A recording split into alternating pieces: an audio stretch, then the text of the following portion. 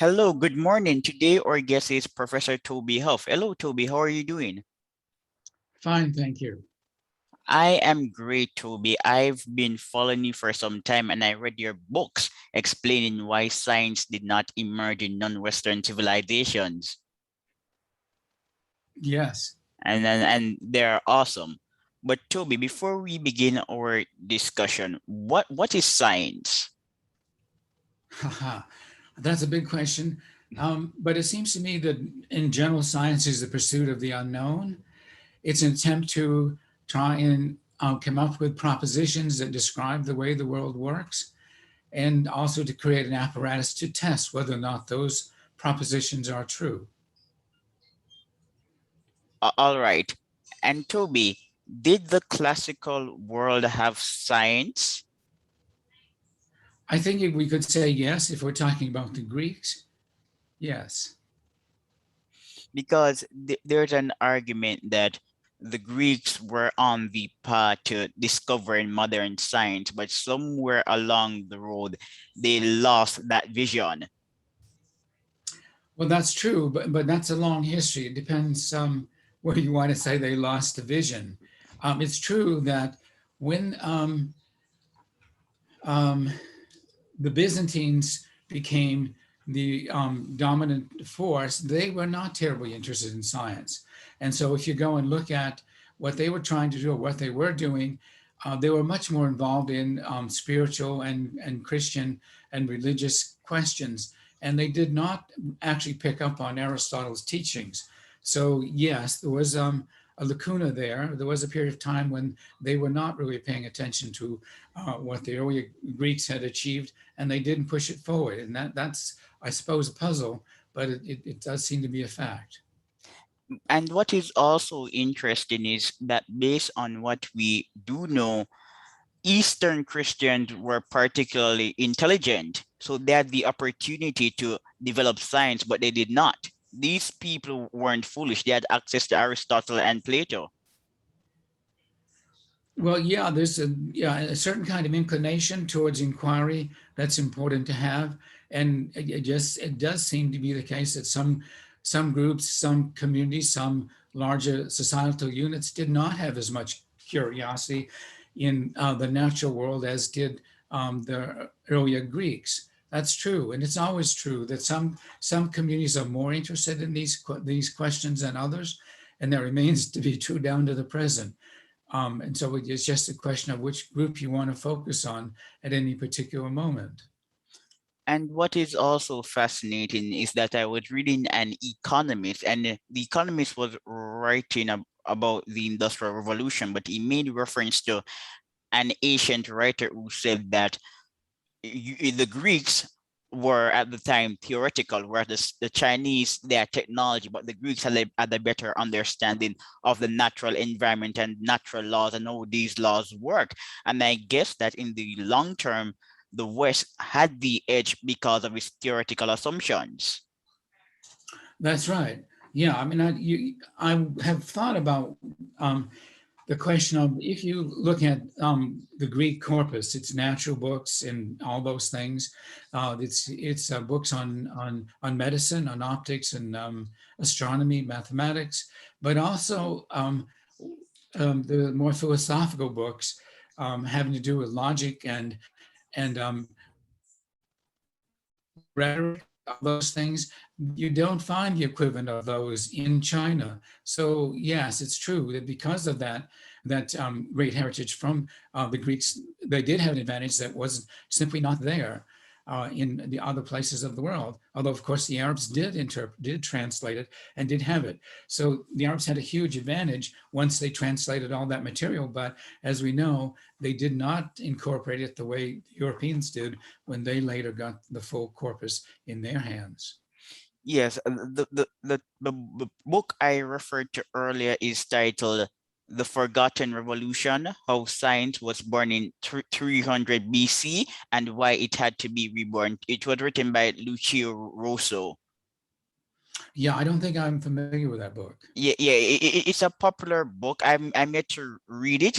At the present moment, it's a bit obscure, but I think it's something that both of us could look into. Yeah. Well, yes, I mean, there seems to be a sort of well, probably there's a periodic cycle to the pursuit of science. Sometimes people are more intensely engaged with it than others. So I guess in that sense, you could say, yes, there's a need to go back and restart the revolutionary or at least intense pursuit of these natural scientific questions. That's true.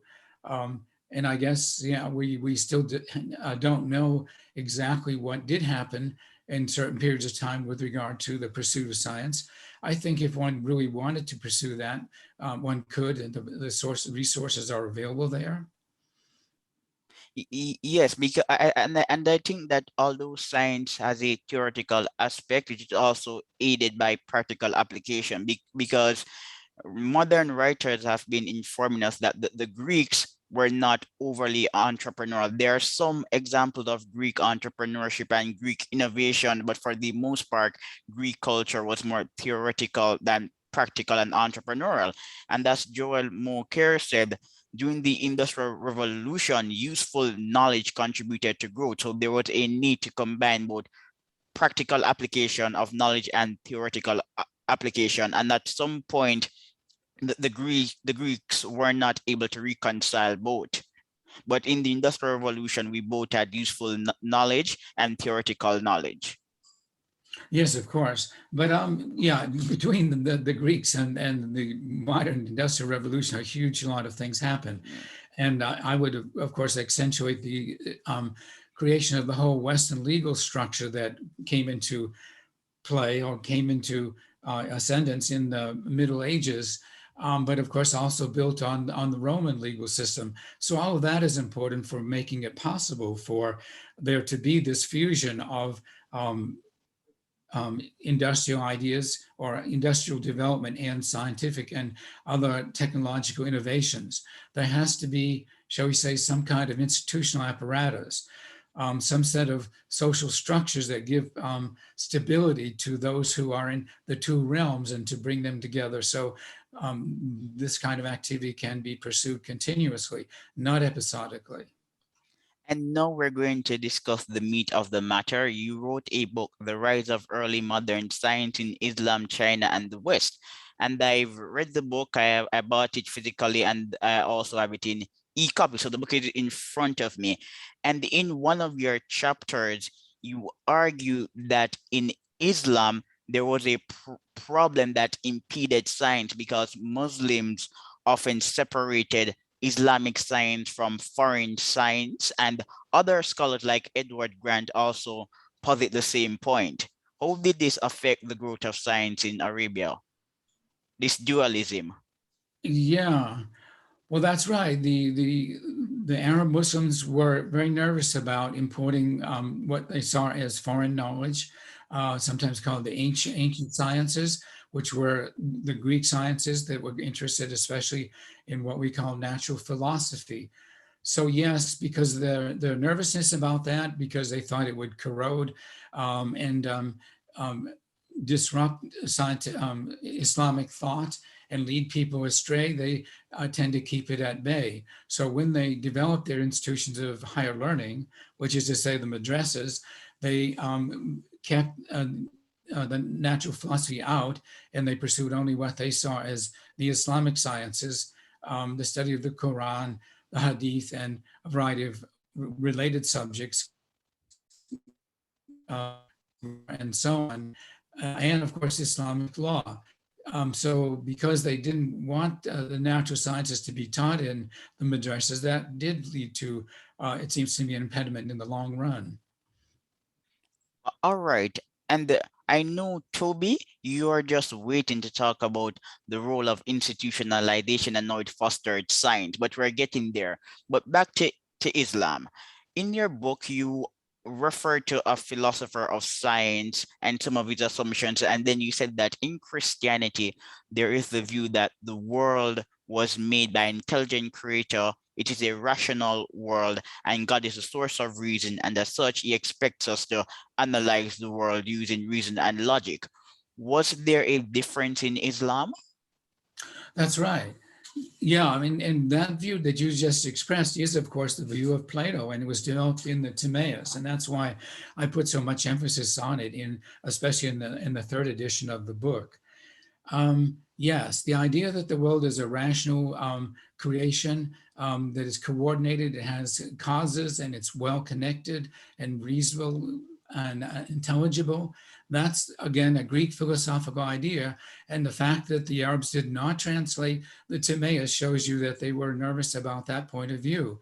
So, yes, the Arabs, or the Muslims, shall I say, had another view of, if you will, a philosophy of nature that is often called occasionalism. And it refers to the idea that for Muslims, the world is controlled all the time by God, and that everything is held together by God's will and God's own desires. And so causalities, it gets pushed to the side, and that was developed, that was built, that idea that God was in control of this all the time, that nature was not an independent natural force, was built into, if you want, Islamic kalam or Islamic theology. Um, and that really, I think, redirected thought considerably. And so there were many big discussions about this. Al-Ghazali was not the first to develop this idea, but he, of course, is the one who made it most famous. But he was really borrowing from the early writing of the other Islamic thinkers. And Toby, there's often the contention that Al-Ghazali, to an extent, ruined science, although I do believe that this argument is somewhat of an exaggeration. But earlier scholars also argued that the rational schools in Islam, like the Mutazilites, weren't exactly rational. They were also a bit mystical. And you cite many of these scholars in your book. Yeah, the mystical dimension of it, yeah, it's sort of separate from that. Um, I'm not sure which direction we should go with this. Um, Certainly, there was a real tension about this subject, and the question of whether or not one could really understand the world in a perfectly logical kind of way, and that one could know, shall we say, more than God or more than was in the Quran was always a question. Um, but the mysticism has to do, I think, with other more spiritual issues. The Sufis and so on are a very important force within Islam, but I accept that they are there. I never wanted to argue that they were a main force deflecting the pursuit of science, but they are certainly a force within Islam. And again, I do not want to exaggerate Al-Ghazali's influence. It's one influence. Some picked it up more than others. And even in, let's say, 1996, I was in Malaysia, and we had this debate within the International Islamic University of Malaysia about whether or not one should teach causality. And this discussion unfolded among with the chancellor and other members of the faculty. So it's there. It's an issue that still exists within Islamic thinking today. And what's also quite compelling, Toby, is that at one point, the Islamic world was superior to the West. They had an edge in optics. So what went wrong? We wish we knew, don't we? um, the optics, of course, was picked up from Euclid and from other Greek writers. And Ibn al-Haytham was quoted before him, al-Kindi, and developed this extraordinary quasi-experimental approach to optics. And he showed through various kinds of experiments that light, in fact, travels in straight lines, and it eventually gets to the eye, and you are able to see something. And he developed a whole mathematical system for unraveling this. Of course, we mean geometry to prove all this. And so that was extraordinary. That was the essential revolution of the Muslim world from that time forward. But I guess I would have to say that one of the reasons why the Muslims lost the edge with regard to that is because they did not institutionalize the study of natural philosophy of optics. So optics was, if it was taught at all, was taught privately. And so while there are two or three other people after Ibn al-Haytham who did develop various theories about the rainbow at the same time that the Europeans did, that was the end of it for the Muslims, again, because it wasn't institutionalized, whereas in Europe, you had many more people within universities who were knowledgeable and teaching and understood and experimented with optical phenomena. And there's also the notion of the Islamic Golden Age. Some writers argue that the Islamic Golden Age was influenced by Hindu, Greek, Persian, and Christian learning, and as such, it was not internal to Islam. Therefore, we shouldn't be surprised that over time it petered out. What are your views? Well, yeah, I guess you could say we shouldn't be surprised by it petering out. Yeah, if you take the view that, yeah, they didn't institutionalize the pursuit of science, yeah, that would be the way it would go. But if, on the other hand, it worked to be institutionalized, as Europeans did, then you have 1,000 years, right? We're still going on the same kind of energy and metaphysical system of science that we see developing in medieval Europe, which again was based on certain Aristotelian and other notions, now modified. So yeah, you could say that, but again, I would say it had to do more with the institutionalizing process that was not carried forth within the Islamic world that resulted in that serious decline. Although you know that there are still people who want to argue that Arabic science didn't decline. I find that not very plausible. Yes, so there are some interesting writers like Saliba and Sabra, and they're cited by you and other people. But in your book, in chapter 3, there it is titled "Reason and Rationality in Islam and the West."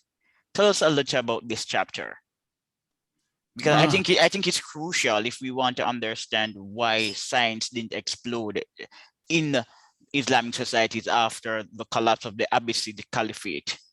mhm.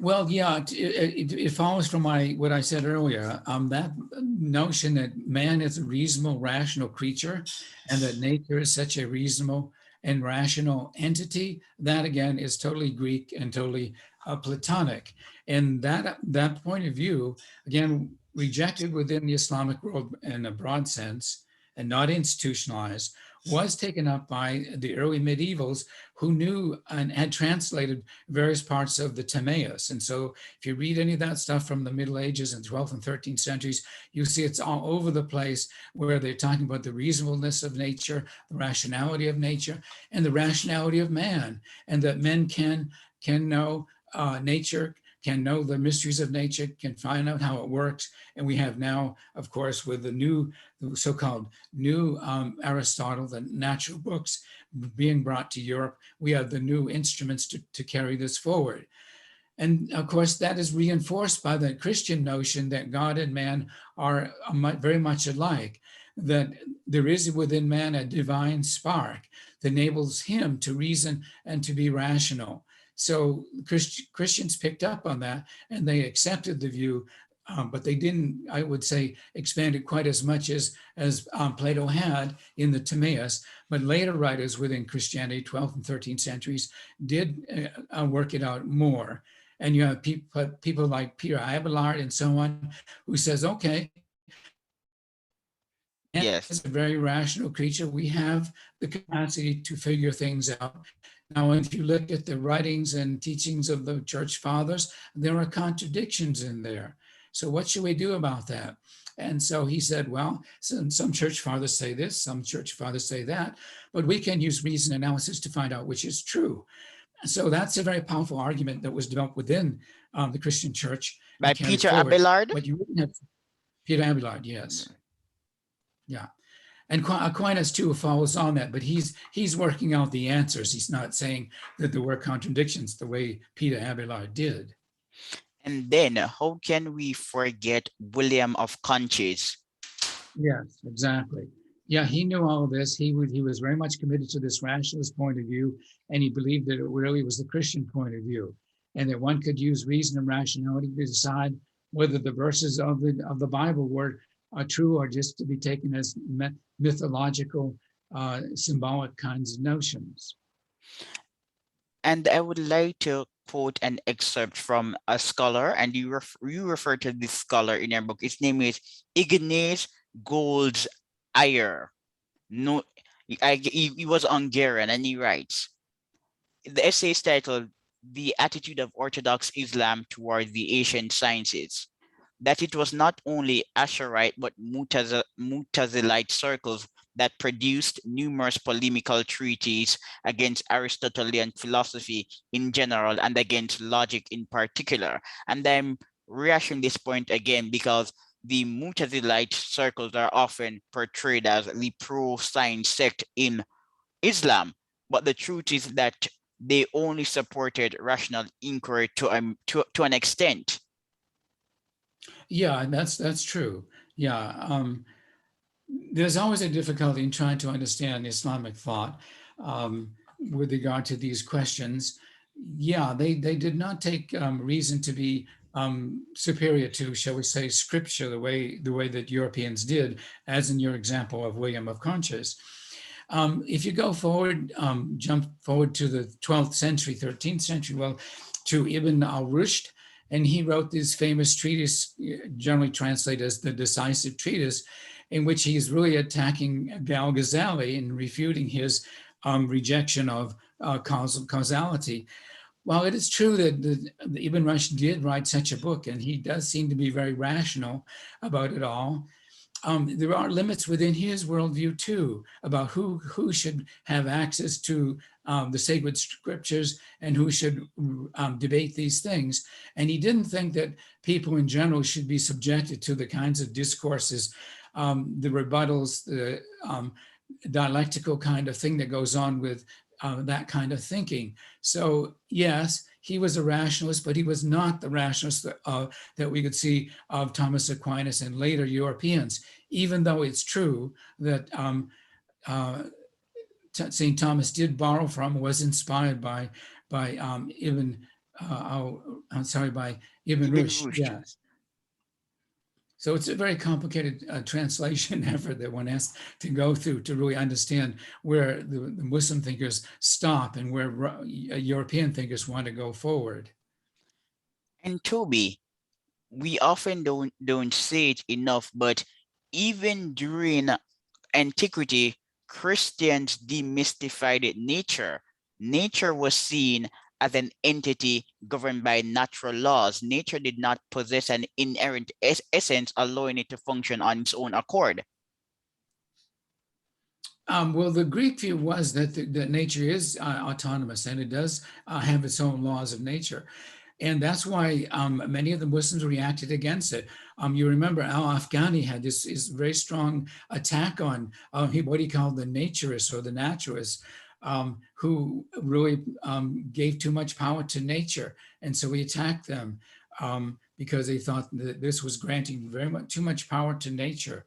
So there is a split about that. But the idea of nature having its own way of unfolding, that's a Greek idea, but of course picked up strongly by the Europeans in the 12th and 13th centuries, again, largely influenced by Plato's Timaeus, but then later on also influenced by Aristotle's natural books, which came into the universities later.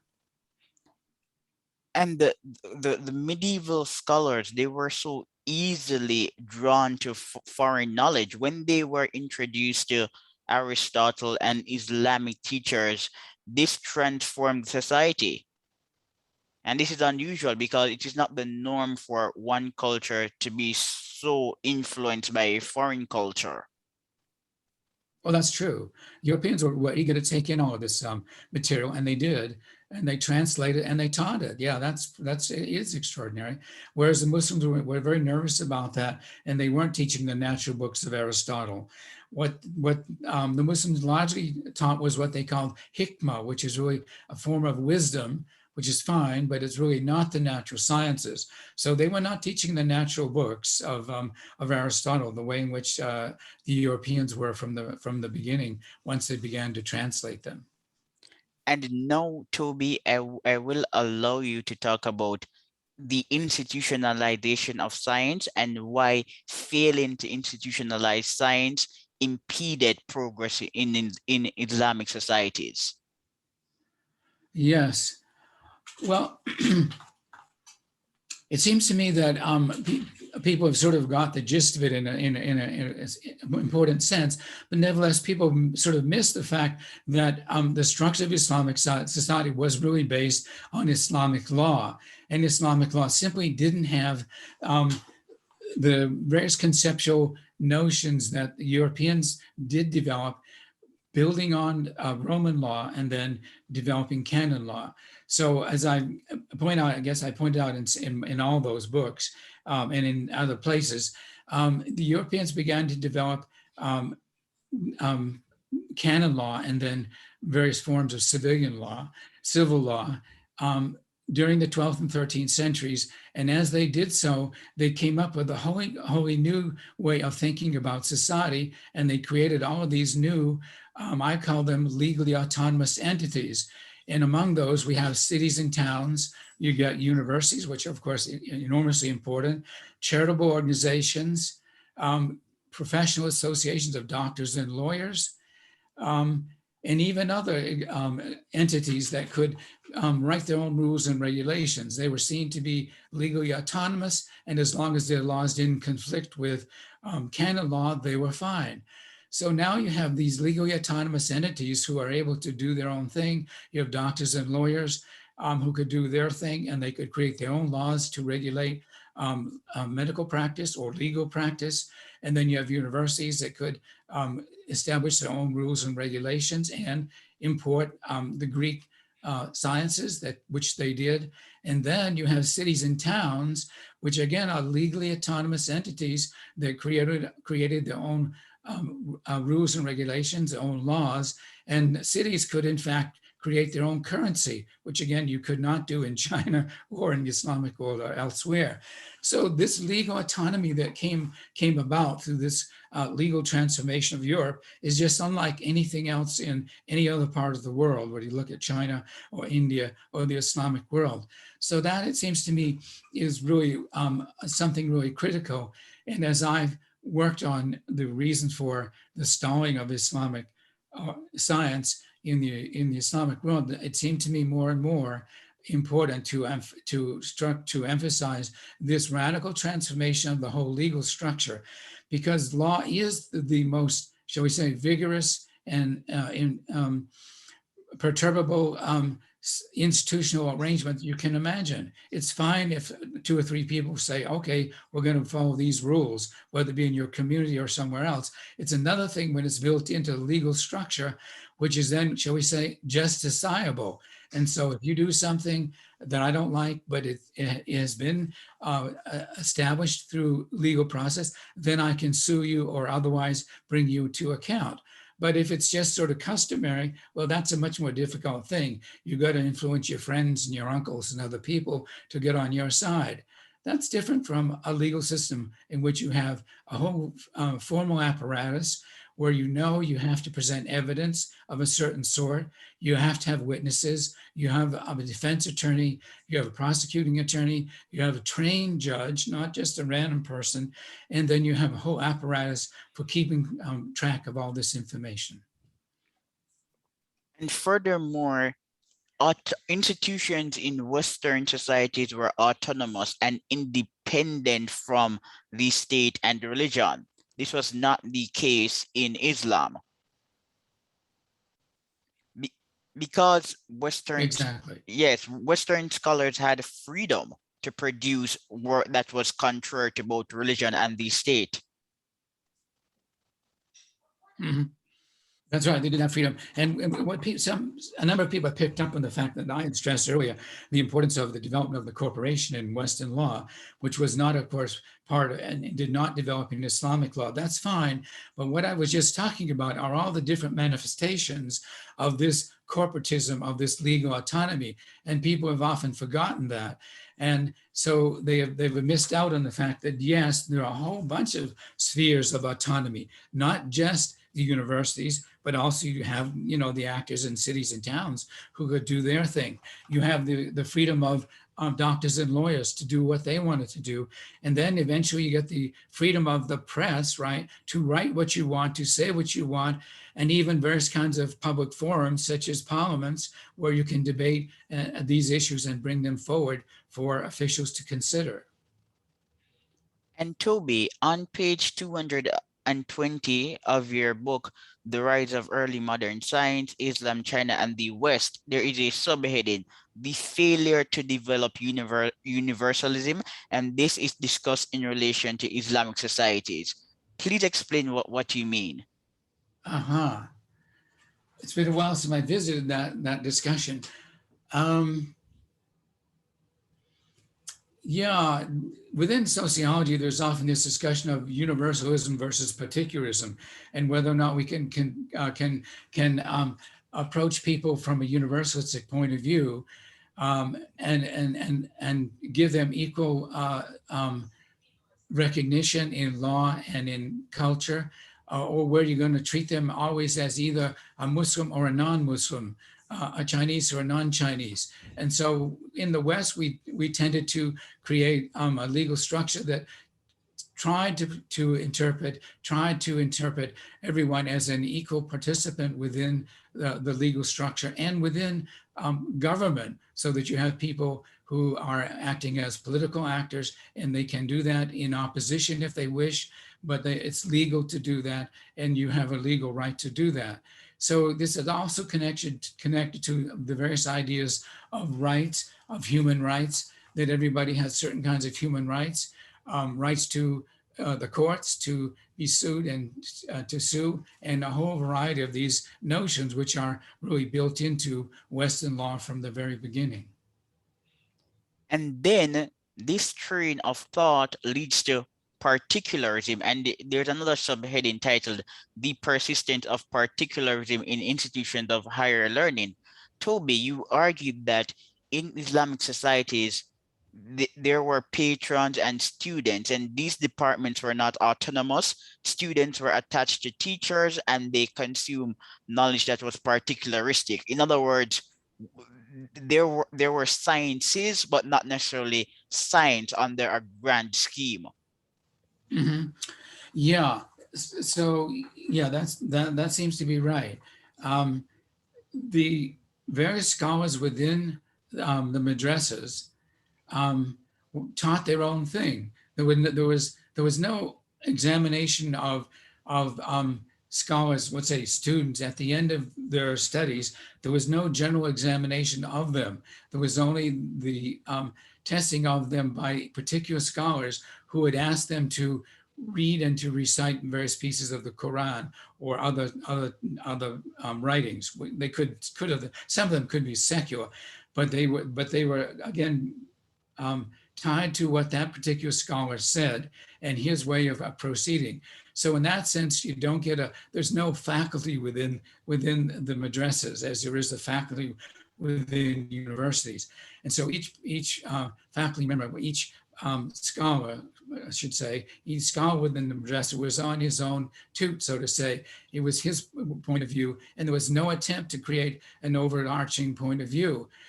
If we go to the legal realm, you have these 5 or 6 different legal systems: the Hanafi, the Hanbali, the Maliki, and the Shafi'i. So in the universities where in fact they were teaching Islamic law, you had all of these different legal systems. And so you go to one professor for this one, you go to another professor for that one, and so on. I really should say scholar, not professor.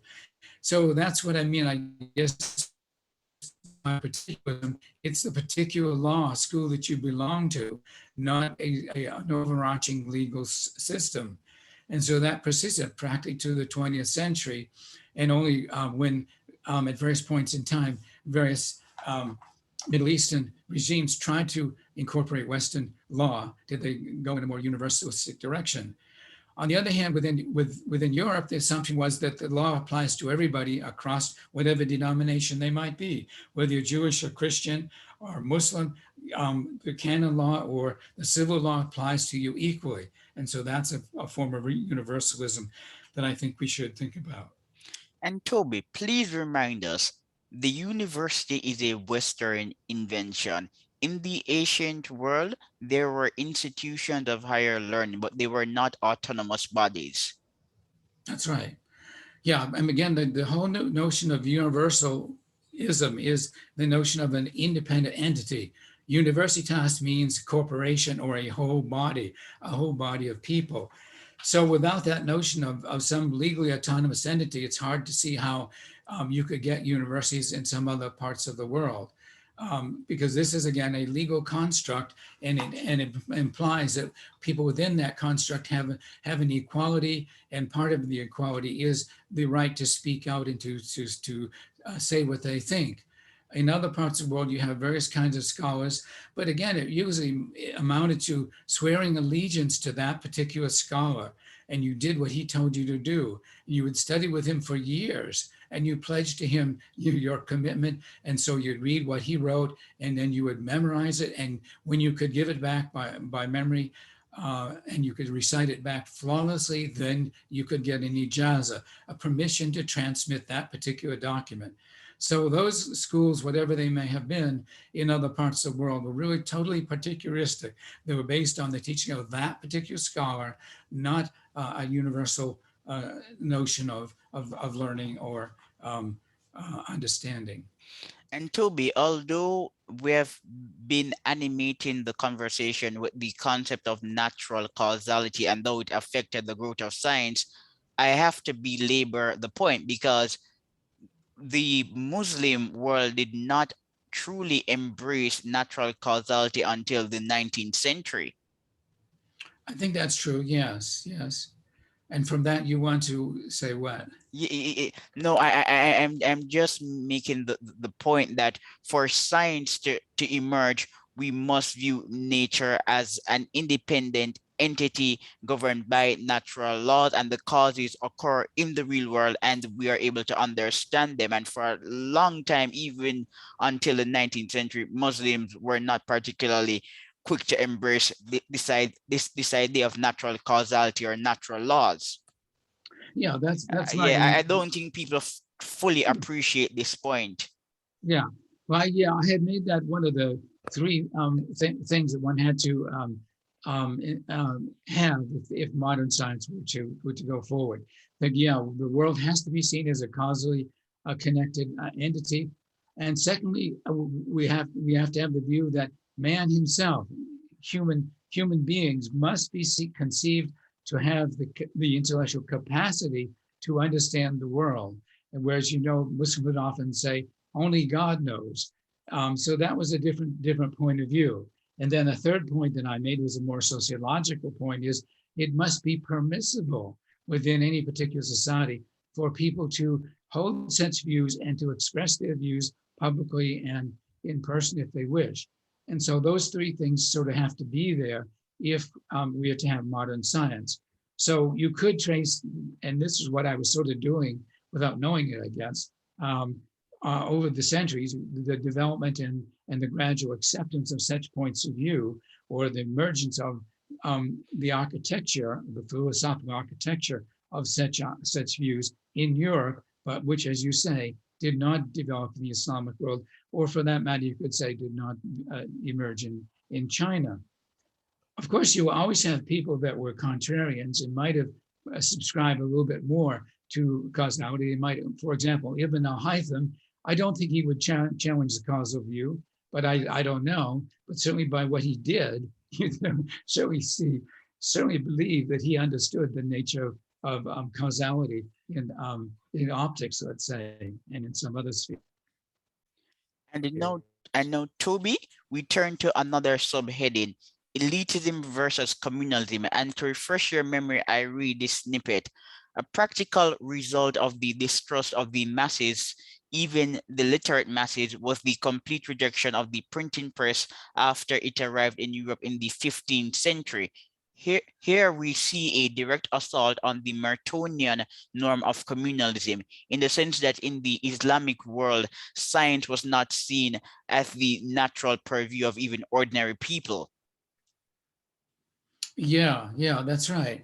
Yeah, so yeah, this elitism versus yeah, Merton's notion of communalism, or yeah, um, um, I referred to before to Ibn Rushd, and in that, again, that famous book about the decisive treatise and the conflict between religion and Islam, he really held an elitist view. He said only about 1 in 10,000 people could really understand things, and so therefore you should not be discussing these things in front of the masses. So that's an interesting aside to Ibn Rushd's rejection of Al Ghazali's rejection of causality. But nevertheless, that's a very strong view. So really, it's not until you get to Europe do you really get this idea that universities are open to everyone. Ideas may be challenged by anyone, and that's different from the notion that only the elite can know about it. And so Europeans, you see, also were developing a notion of, if you want, mass education, the belief that everybody should be educated, which gets its biggest boost from the Reformation, but you get it before that. Whereas, and even within Europe, you had situations, certain countries where there was a great lag in the spreading of education to everybody. For example, Spain tended to lag greatly behind that, and the Portuguese also. And the assumption was that only special people could be educated, otherwise you would not be educated. And so it had to do with your position within society. So in Europe, we, in general, in the Western kind of enlightenment, we like to think that everyone is capable of learning and everyone should be able to have access to the materials that would allow them to make judgments on their own. That's a strong sense of universalism. And then there's also the issue which you term disinterestedness and organized skepticism. And let me read a quote.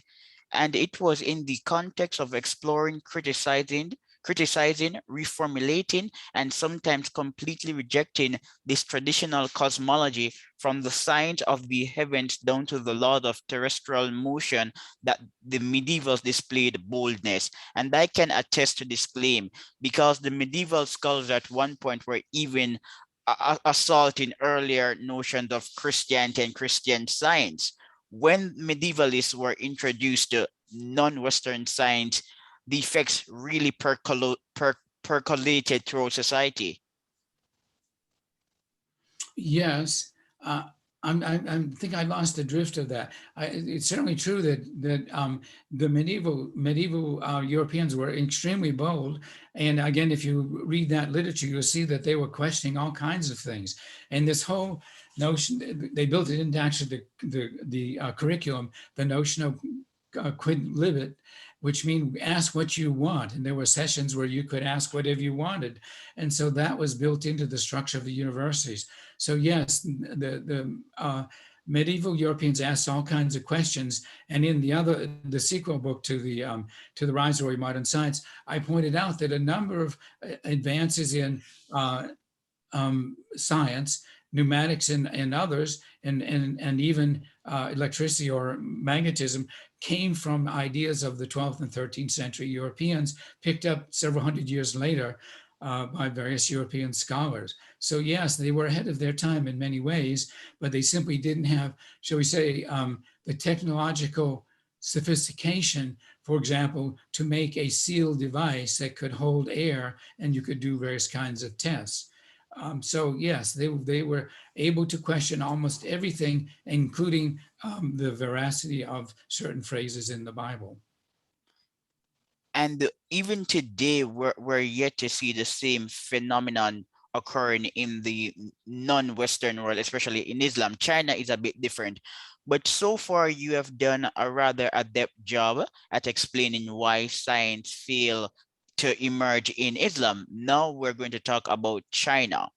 And the problems are many. So I'm going to start off by addressing Chinese law. What was the problem with Chinese law? Well, yeah, there is a debate whether or not China had law at all, but China certainly had rules. and regulations, but these are basically punitive. These are punishments for doing this, punishments for doing that. And that's the whole conception of law within a Chinese society. So you have these rules and regulations about what you can and cannot do, and it regulated relations between father and son, and brothers and sisters and so on. Sisters tend to be left out, and um, this was how shall I put it? Um, Not built on a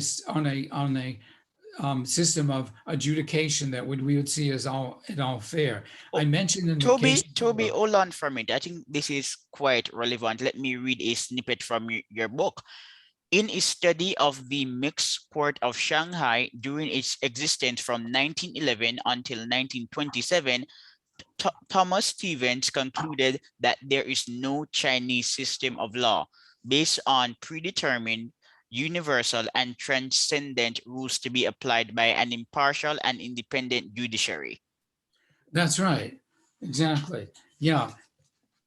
So if you are to have such a system, then you need to have a formal system of due process of law. And I perhaps didn't spell that out as well as I should have. But by due process of law in the Western world, we mean there are courts with trained judges, and where you have a plaintiff and a defendant, and defense attorney, as well as a prosecuting attorney, and a recording of all this information. It's also made public. None of this was true in the case of China. You do not have defense attorneys. They were rejected. Anybody who tried to intervene in a legal case was seen as a trickster and should not be allowed to carry on. And in later points in time, the tricksters were penalized, put in jail, or what have you. So from the beginning, there's no sense of this kind of challenge and defense of a particular case. It all depends upon a magistrate who would listen to whatever information a particular person would bring forth. But again, he did not have a legal helper to present his case. And the judge would make a decision based upon all kinds of, we would see as extraneous things. For example, was he a younger, older son? Was he somebody who should be respected or not respected? And all these other qualifications that were built into the law. And then even then, whatever the magistrate said had to be ratified by higher levels within the Chinese bureaucracy. Again, it's a bureaucracy. It's not really a formal system of law as we understand it.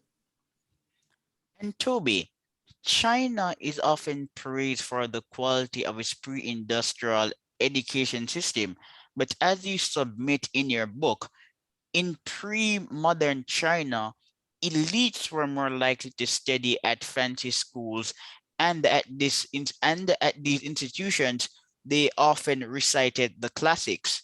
The emphasis was on regurgitation, not innovation. Yes, that's right. Yeah, tell us Yeah. a little about this story. Well, yes. I mean, there are various, classics, of course, Confucian classics, and you were meant to understand them, to read them, and to again recite them back.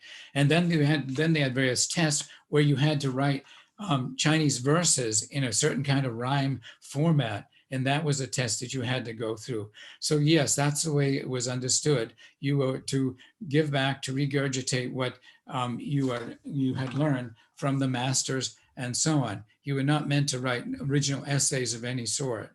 And if you did that, you would get into a lot of trouble. And if you interpreted certain Confucian classics in a new and original way, you would be seen as a lawbreaker and somebody who is unorthodox and would have to be punished. And to what extent can we truly argue that the system was actually meritocratic? Because many of these scholars were drawn from the elite class. Well, that is a somewhat debatable question, but I would say they were elite and in some sense universal, in the sense that they were all taught the same material and had to learn them everything by rote. And if they mastered all of these materials, then they would be tested, and depending on how well they remembered and wrote down whatever it is that they had learned and were being asked to recall. So it really was a question of mastery and of memory, not originality. So in that sense, there are elites of memory, I guess you could say.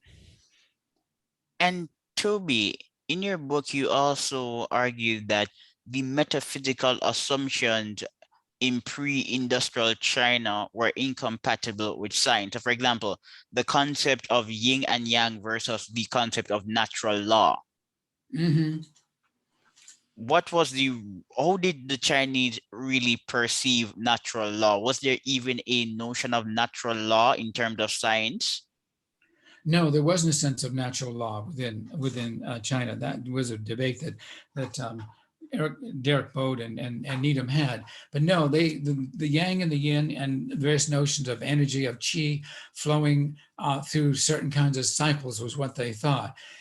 They did not think that you could sort of prove that there was any kind of connection between this and that. It was only on the assumption that this is what we always believed about the connection within nature. And this was, again, all based on these yin and yang notions.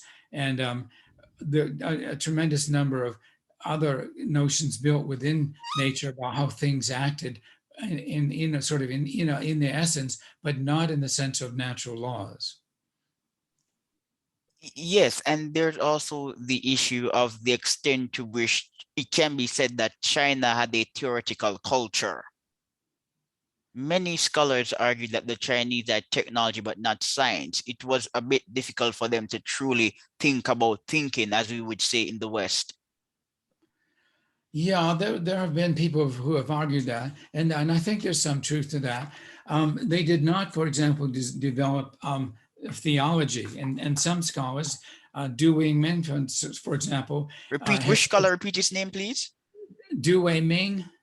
Okay. Oh, yeah, I am familiar with him. Pierre, You know he's this, yeah. French, yes. Yeah, and he has argued that the lack of theology, development of theology within Chinese thought was a detriment that didn't allow them to develop certain kinds of thinking.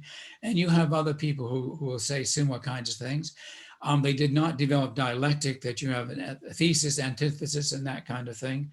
So yeah, that kind of thinking seems not to have been developed within China. And how much that's an impediment is very hard to say. Once the Europeans brought those thousands of books, which were then translated into Chinese, again, you would have thought that the Chinese had a new platform on which they could have developed just whatever they needed for modern science. But as we know, it didn't happen. And again, they were very nervous about teaching such things. And the emperor at the end of the 17th century did not want these natural books of Europeans to be taught in the various academies. So yeah, there was a great resistance to that. And so, I mean, likewise, you don't get the full development of philosophy, nor do you get a full development of law. I mean, one of the things that happens in the European world is that you constantly have revisions of great standard textbooks in law from one to the other to the other. And so this is always evolving into a new handbook, a new conception. That kind of thing didn't happen because there were no law schools in China. So you don't get an elaboration of legal thought and legal ideas. So in both those cases, you don't have that. And likewise, you don't have the teaching of physics, so it's hard to have a developing natural philosophy of motion, of the science of motion and change. And then we must also explore the role of history in impeding science. So for example, Stanley Yaki argues that in Christianity, the notion of history is linear. It is either progressive or regressive. History will not revert to earlier cycles. And the Chinese espouse the social cycle theory in the sense that history would often repeat itself. Whereas in the West, the force of history was progressive. Society could improve or it could get worse, but we would not revert to earlier cycles. Yeah, I think that's right. Yes. Both the Chinese and the Indians in general have these cyclical views of history and so on, whereas we in the West tend to think that it's linear. And this was, again, there was another great debate among the sociologists between W.F. Ogburn, who wrote about a theory of social change, back in the 30s and 40s and into the 50s. And then you have Peter M. Sorokin, the great Russian Yes. American sociologist, who talked more about cycles and cyclical history. So yeah, we do have that represented, but by and large, it's true that the European and Western view is that it's more or less linear. We Repeat do the mention name of the other sociologists. I'm quite familiar with this, with the Russian academic who taught at Harvard, but repeat the name of the other sociologist. I didn't get his name properly. Yeah, William F. Ogburn. Yes, William. Yeah. But Toby, in our earlier conversation, you were arguing that the Chinese were unwilling to criticize earlier philosophers, and I believe that this snippet from your book is germane, especially for our readers. Let me continue to read it. For example, the greatest of the Neo-Confucians, according to Derek Bode, is most famous for its compilation of an authoritative canon of Confucian writings, not for its original sayings or systematic thought. He did not write a great systematic or original work, a summa, so that one has to derive a system from a bewildering assortment of recorded sayings. Yeah, again, that's which writer, which The, historian you're referring to? I was referring to Derek, Bode, Bode, Yeah, he, and he was referring to the near confusion through HSI. yes, yeah, that's exactly right. I mean, that person has been criticized for giving a mishmash of thoughts and sentiments and whatever, and that they really didn't add up to any advance in the development of Chinese thought. And I think it was also he was also sometimes said to have had dabblings with magnetism, but again, you could not get anything out of his writings that would help you understand electric or magnetic forces. And Toby, you may not be an expert in this arena, but older scholars have belabored the point, and there is a resurgence of research in this field. Many are arguing that political competition led to the rise of Europe and also innovations in science and technology. But China was a unified empire for a long time, and the bureaucratization of knowledge deterred the growth of new science. Yeah, that's been a longstanding criticism that China was too bureaucratic. Needham, I think, says that in various ways. And on the other hand, yes, it's true that Europe is really a whole bunch of countries, and they were competing with each other, and that's no doubt it was a spur to the development of science. So you have people competing with each other, whether it be Kepler, Galileo, Tycho Brahe, whoever, and the various anti-Newtonians or anti-Newtonians. And so, yeah, competition always does lead to some kind of advance. And politically, of course, in the political arena, you would have similar kinds of issues coming up between the various rulers of various territories within Europe. Yes. And I have to read another statement from your book. Your book is quite interesting. It is true, of course, as we saw earlier, that China had many so-called private academies, which were centers of learning devoted to a famous scholar and his disciples. Originally, the purpose of these academies was to encourage self-cultivation in the Confucian tradition. So again, they're repeating older knowledge. During the Song Dynasty, these academies became major centers for the dissemination of Neo-Confucianism. Later in Ming times, they were frequently repressed by the government. So for a longer period in China, it appears that the government played a role in shutting down knowledge that refuted their assumptions. Yeah, they would always be defending what they saw as the orthodoxy, and anybody who fell outside that would be very severely punished or eliminated or what have you. So, yeah, it was not a place where there was free and open discussion of all of these things. So, yeah, that's probably a severe impediment to the advancement of knowledge. Quite interesting. But Toby, what would you say is the or sorry, what would you say was the biggest impediment to the growth of science in China? Ooh, the greatest impediment. Yes. Well, that issue that you mentioned is probably one of the major ones. Um, again, as one of my requirements, of the advance of science, I guess it was the second of the three, was that it has to be permissible for people to speak up, to have their own points of view, and to express those points of view.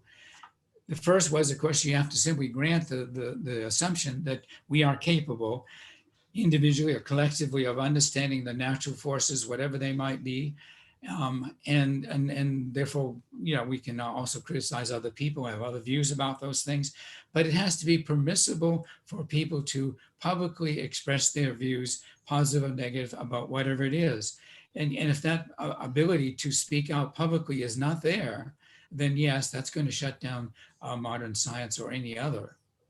All right, so now we're moving on, and we're going to briefly talk about your other book, Intellectual Curiosity and the Scientific Revolution. And chapter 4 is titled The Far-Seen Looking Glass Goes to China. The Jesuits, Toby, went to China. The Jesuits were brilliant men, and I must admit, some Chinese were receptive to Jesuit thought, but for the most part, it did not induce a scientific revolution. Why? Yeah, were you just talking about the telescope, or you're talking about the 7,000 books that were translated that I mentioned before? No, the chapter is titled The Far Looking Glass Goes to China, but the broader discussion is why did the Chinese not embrace the Jesuit learning? Yeah. Well, again, okay, so you have the bringing of the telescope, and the Jesuits wrote a half a dozen books explaining what the telescope is, even how you make it, how the lenses need to be arranged, and so on and so forth. So they had all of that, and they had a lot of other treatises explaining the European astronomy, the nature of the movement of the planets through the heavens, and so on. And they even had very advanced optical knowledge. But again, if you do not put this knowledge into some institutional setting where you allow people to come and discuss it, then it's not going to go anywhere. And of course, that's what didn't happen. They kept the examination system in place for all the years from way back all the way to the 20th century, and only with the end of the Qing Empire and around 1911 did they do away with the traditional Chinese examinations based on rote learning and based on Confucian thought and related things. So again, at the end, even at the end of the 17th century, when the Chinese were beginning to see, aha, here's a whole new way of seeing the world. Here's all this new technology. Here are all these new systems of thought, and optics and mathematics and so on. He did not want this disseminated, and he did not want it taught in the schools that were training And by people E, you're for. referring to the Chinese emperor. Yes. You may Um, continue. yeah, I've forgotten his name, but that's what he said. And so there was no change in those examinations, the so-called civil service examinations, all the way to the 20th century. So because there was no teaching of this European material that it came to them in Chinese educational institutions, academies, and what have you, there really couldn't be much advance along those lines. Well, Toby, I won't ask you to summarize your book, but I read it in detail, and it's quite obvious. I remember much of what I read. But I think that the broader argument being elucidated by you, Toby, is that on average, non-Westerners were not as curious as Westerners.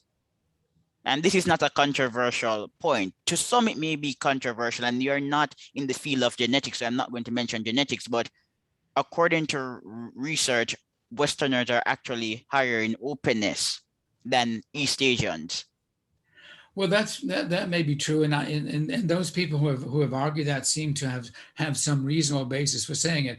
I would only say it with regard to modern science, that with regard to modern science and all the issues that came out there, the study of natural philosophy, the study of the natural world, it would appear that the Chinese were not as curious as Europeans were with regard to all of those questions that the Europeans were asking. How does the world work? Why does this happen? Why does that happen? They were not as curious along those lines.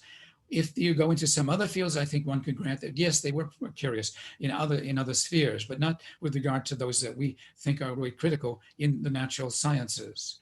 Based on what I've read, the Chinese often invoked old knowledge to justify new beliefs. Yeah, that would be true.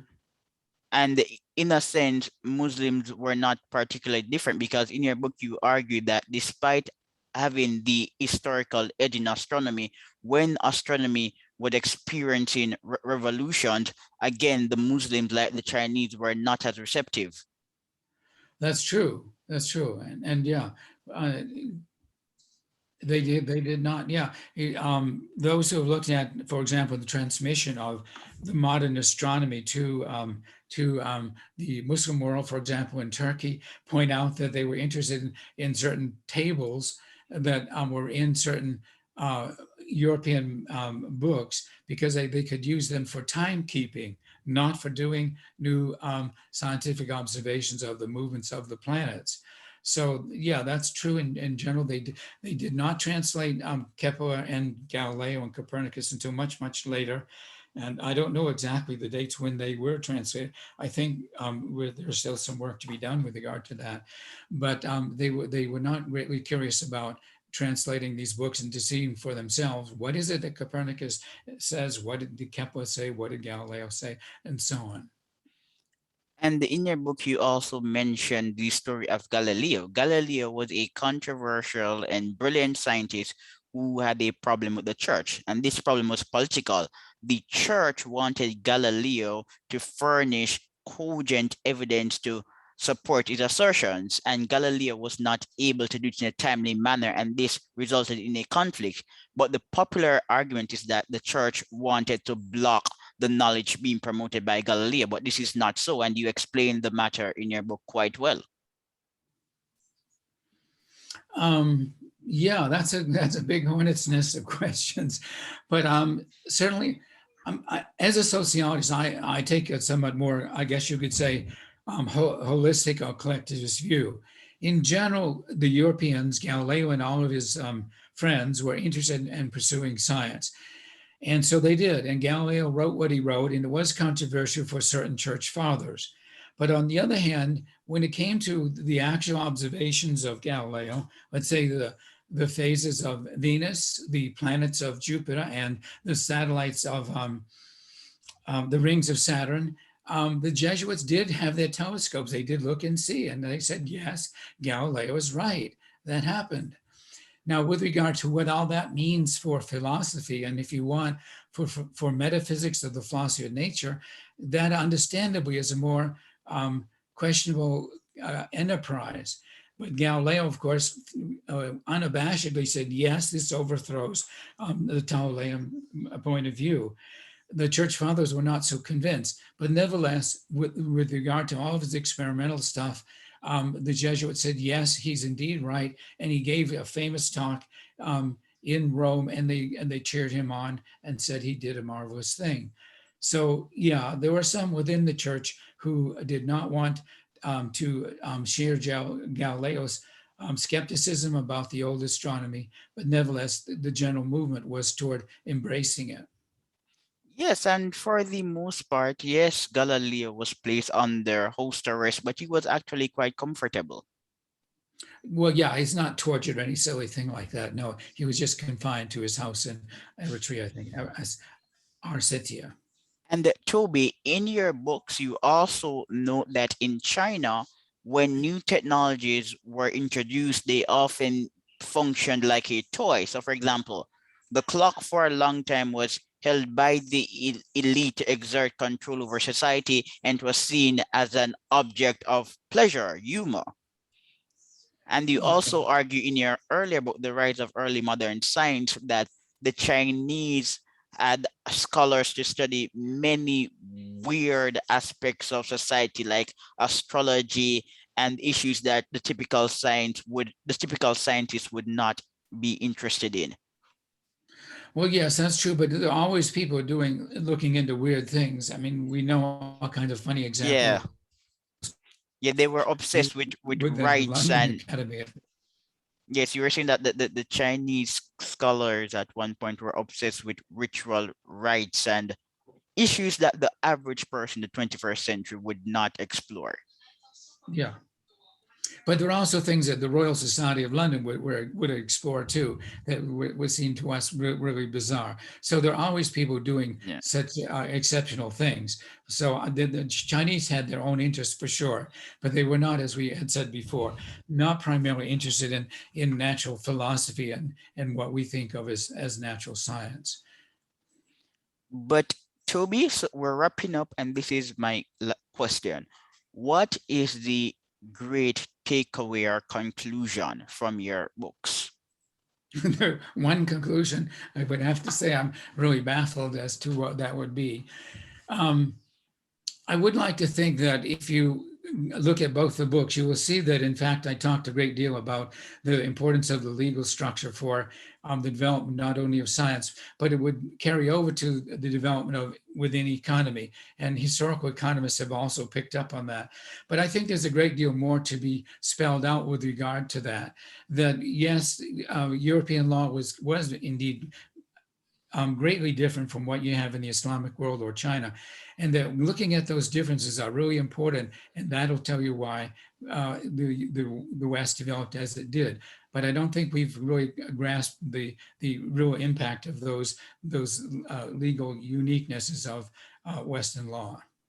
Well, Toby, I enjoy your work, but I must say, in your books, you are way more forceful. In this interview, you have been very diplomatic.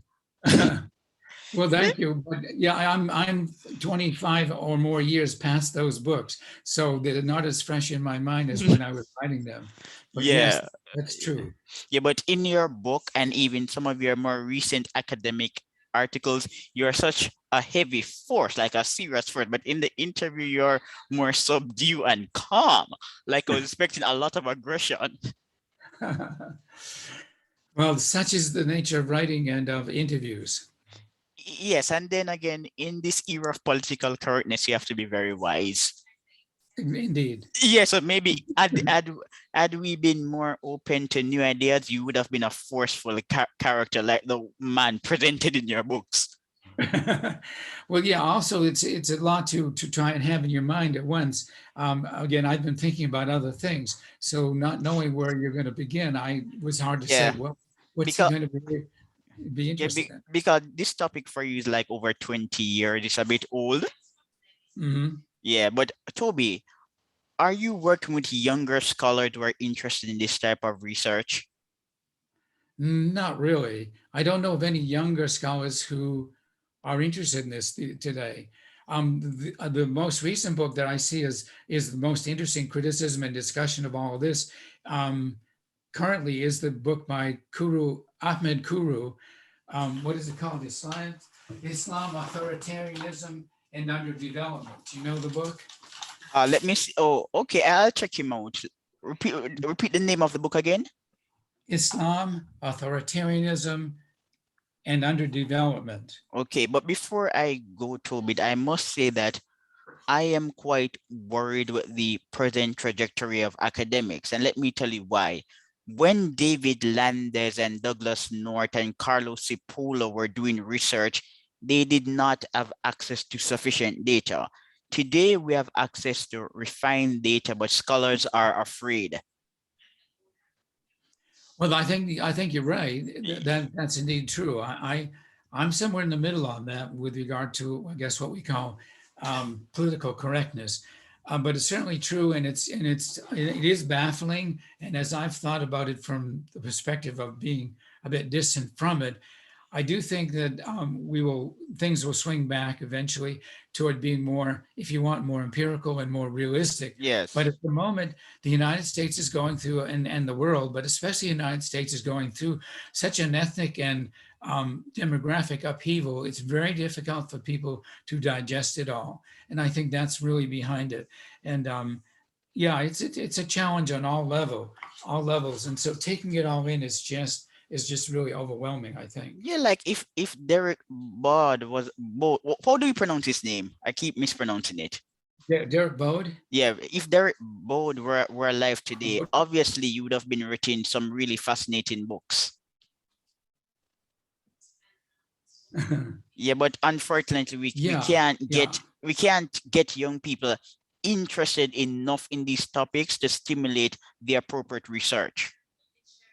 Yeah, yeah. Again, I've been retired from the university for about 16 years or so. So I've been sort of out of it. And then what I'm doing is not so mainstream, shall we say, It's within not either. sexy. What you're doing is not sexy at all. Not sexy, and it's not done by sociologists or and in historians even. It's marginal, although I get them excited when I make various assertions.